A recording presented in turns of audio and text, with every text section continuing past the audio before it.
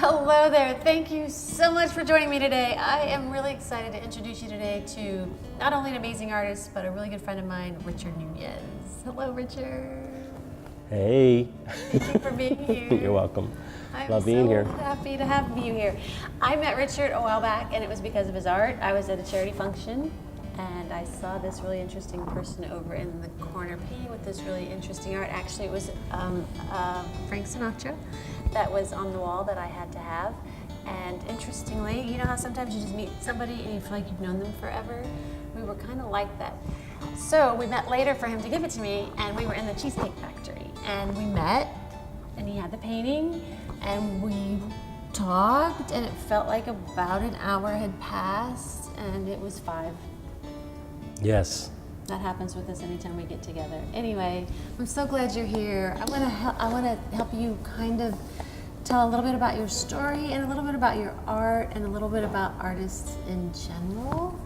One thing that I love about your story is that, or at least your telling of it, is how there were challenges along the way, as there are with all artists and really all people, but you don't really see that as a negative.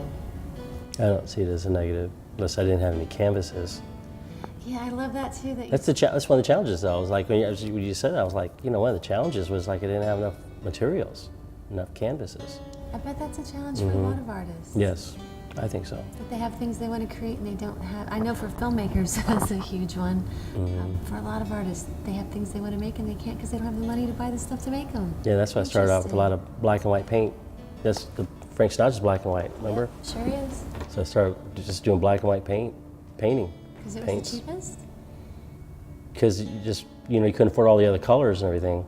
So you wouldn't be able to keep, you can stick with 2 colors. And you learned to create such depth with just 2 colors. Yeah. Yeah, you did. That's probably a good lesson for With the sculpting, right. the texturing.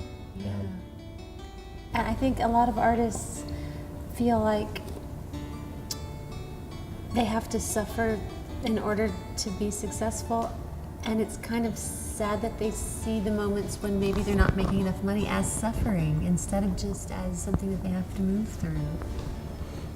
I think so. I think you're saying earlier, everybody suffers, and I think it just comes down to a choice, whether you're suffering in it or not. I mean, if I'd rather buy paints and buy something to eat, that's what I'm doing. You know? Or I decide I'm not going to paint, I'm going to get something to eat.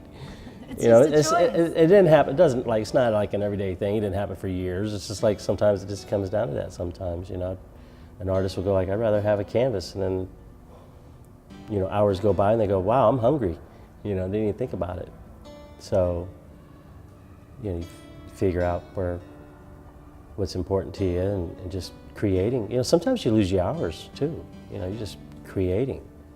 And hours go by, days go by, whatever you're doing. And you just, you forget what day of the week it is sometimes. And to get lost in what you really want to do. Yeah.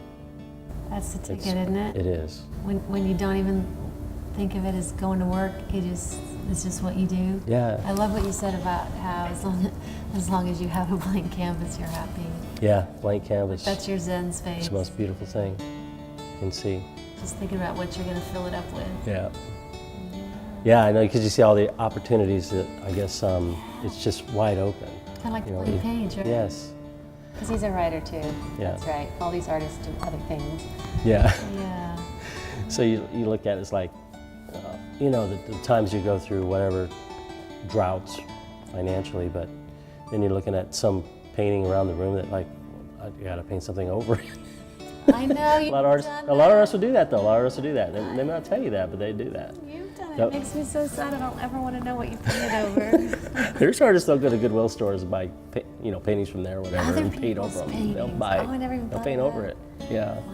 I've had people ask me, will you paint over this? Give me a painting. I'm like, no. No, I won't. I fix people's paintings. I fix other artists' paintings for people. What's your favorite thing to paint these days? I'm so caught up in just trying to capture whatever it can be, because I love shadow and light. So that's what I look at. Even if I'm just painting like script, like on a wine label or something, I just try trying to capture a shadow light, or the colors. You try to match up the colors, you know. So I always find is like my favorite thing to paint is always the next painting. Always the next painting. Always the next painting. So that's what gets you through the one you're getting through. Is like you're looking forward to the next one. I love that. You know. That's when you know you're doing what you ought to be doing. Huh? Mm-hmm. I love It's like going through a nice bottle of wine. You want to get through it so you can get to the next one. Oh, And wait the a next minute. one. No. Sorry. That's not the way. That's a little I bit can't of a afford stretch. that. Both ways, right? Right. Yeah. But it's like, it can be like that. I mean, I had a winemaker told me that. His favorite vintage was the next one. The next one. So you can appreciate that. I kind of feel that way about my favorite day. Yeah? probably gonna The be next one. tomorrow. Yeah. Yeah. It's gonna be hard to top this one. Yeah. Well, that's the goal, right? Yeah, right. Make sure that You're like- every day's hard to top. It's that blank canvas. You wake up to the blank canvas, a blank page every day. Every person, whether you consider yourself an artist or not, or you're struggling as an Right. artist, it's every day when you wake up. 'Cause it's kind Boom. of a metaphor for life. Right, It's get some truly- rest, wake up to new, whatever. Look at the painting you may be blocked with, having a problem, or writing, or whatever kind of creative process you're going through. Just, You make the best of it. yeah. I work 20, 30 projects at the same time. So, and I want to start 5 more, 6 more. I know watching you work is exhausting. Is it really? Oh my gosh. You've got the computer up with all the things and you're doing the one thing and then you talk to me and then you, it's Yeah, no. exhausting. This But is in a good creative. way. Being with you, this is creative. Aw. You know, because, you know, I love what I do, but it's like it's always in the same, whatever I'm doing, whether it's eating, drinking, being with friends, you know, you have that time. Now, if I'm with somebody, I'd rather be painting, but I've never felt that about anybody. It's like everybody, walk of life comes through, whatever, just like that's the person that's in front of me or the project that's in front of me. So where, you do commissions, yeah? I do commissions. And how would someone find you if they want to do a piece with you? Richard Nunez? They'd have to go through my business manager, my wife. And how would they Yeah, find Richard. Fancy, sweet They could go fancy. on Richard Nunez Artists off of Facebook, and I paint live at Three Forks. You can find me at Three Forks When can they do that?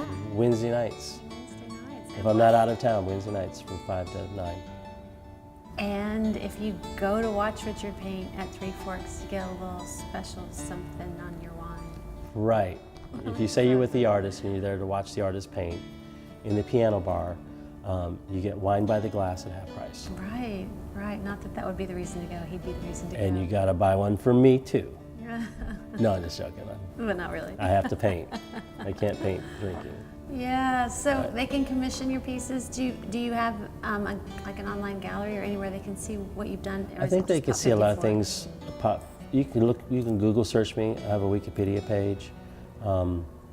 But you can Google search me or go through the Facebook.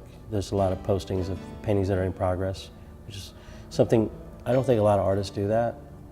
You know, I'm self-taught, so I became an artist full-time at 45 and really started teaching myself how to paint, especially portraits and stuff. It's amazing. I love that. And I'm 55 now. I don't look 55. Not at all. I was supposed to say that first. I wasn't know. Anyways, so teaching myself how to paint the last 10 years, and I don't know where I was going with that. So into myself. Well, then we'll just shift. You're right. Yeah. Thank you for being with me today, Richard. I really appreciate it. And if somebody wants to get your art or if they want to commission a piece, they find you at?